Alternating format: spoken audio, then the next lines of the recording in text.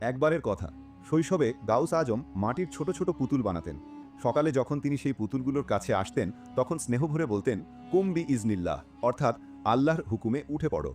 আল্লাহ তাআলার হুকুমে সেই মাটির পুতুলগুলো জীবন্ত হয়ে উঠত। তিনি তাদের সঙ্গে খেলতেন আর সন্ধ্যায় বলতেন, ফিরে যাও। তখন তারা আবার প্রথম অবস্থায় ফিরে যেত। এই ধারা বেশ কিছুদিন চলতে থাকে। একদিন গ্রামে একটি শিশু মারা যায়। তার বাবা মা ভাবলেন, আমরা তো জানি গাউস আজম নিজের বানানো পুতুলগুলোকে জীবন্ত করে দেন, আবার সন্ধ্যায় ফিরিয়ে দেন। যদি আমরা আমাদের সন্তানকে সেই পুতুলগুলোর মাঝে শুইয়ে দিই, তাহলে হয়তো আমাদের সন্তানও উঠে পড়বে। রাতের বেলা চুপি চুপি তারা তাদের সন্তানকে মাটির পুতুলগুলোর মাঝে শুইয়ে দিল।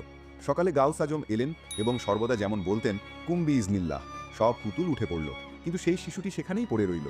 তিনি মৃদু হেসে বললেন, আমি জানি তুমি আমার বানানো নাও, তুমি আল্লাহর সৃষ্টি। তবু আমি তোমাকেও বলছি, কুম্বি ইজনিল্লাহ। আল্লাহর হুকুমে সেই শিশুটি জীবন্ত হয়ে উঠল। দূর থেকে দেখতে থাকা বাবা মা আনন্দাশ্রু ফেলতে ফেলতে ছেলেকে কোলে তুলে বাড়ি